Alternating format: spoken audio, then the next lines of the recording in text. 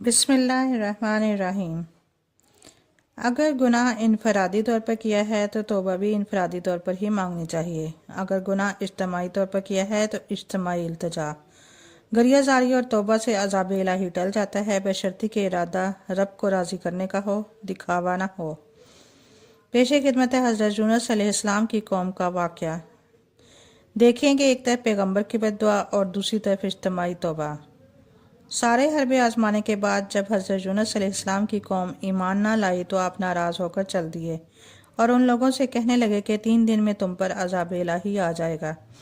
یہ بات حضرت یونس علیہ السلام نے خود سے کہی، نہ کہ وحی آنے کے بعد، لیکن اللہ نے اپنے پیغمبر کی لاج رکھی اور عذاب کے اثرات ظاہر ہونے لگے۔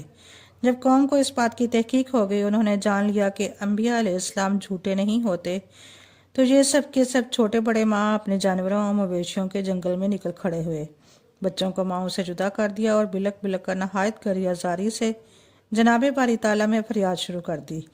ادھر ان کی آہ و بکا، ادھر جانوروں کی صدا۔ غرض اللہ کی رحمت متوجہ ہو گئی، عذاب اٹھا لیا گیا۔ آیت میں ہے کہ کسی بستی کے ایمان نے انہیں عذاب آ چکنے کے بعد نفع نہیں دیا سوائے قوم یونس کے۔ حضرت یونس علیہ السلام غصے میں بستی سے نکل گئے، کشتی میں سوار ہوئے۔ اچانک ہی وہ جس کشتی میں سوار ہوئے تھے، چلتے ہی چاروں طرف سے موجیں اٹھیں اور سخت طوفان آیا، جہاں تک کہ سب کو اپنی موت کا اور کشتی کے ڈوب جانے کا یقین ہو گیا۔ اس زمانے میں لوگ سمندر کو شانت کرنے کے لیے ایک مسافر کا دھان دیتے تھے۔ سب آپس میں کہنے لگے کہ کرا ڈالو، جس کے نام کا کرا نکلے اسے سمندر میں ڈال دو تاکہ سب بچ جائیں اور کشتی اس طوفان سے چھوٹ جائے۔ لہٰذا 3 دفعہ قرآن اندازی ہوئی اور تینوں مرتبہ حضرت یونس علیہ السلام ہی کا نام نکلا۔ یوں سمندر میں انہیں پھینک دیا گیا اور ایک مچھلی نے ان کو نگل لیا۔